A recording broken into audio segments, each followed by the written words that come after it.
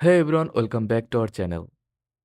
In today's video, I will show you how to pay with Skrill on Steam in just a few simple steps.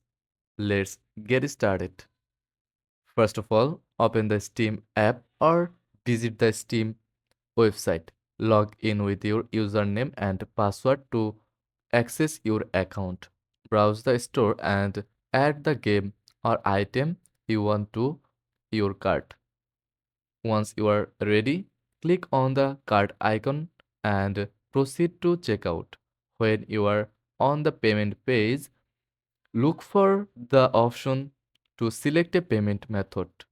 Choose Skrill from the list of available payment methods. I'm sad because Skrill is not supported in my country. But first, make sure that Skrill is supported in your country. After choose the Skrill account, Steam will redirect you to Skrill's login page. Enter your Skrill email and password to login. Confirm the payment details and authorize the transaction.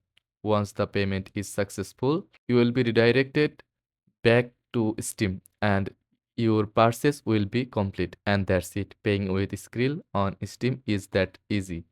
If this guide helped, don't forget to like, share, and subscribe for more helpful tutorials. Thanks for watching.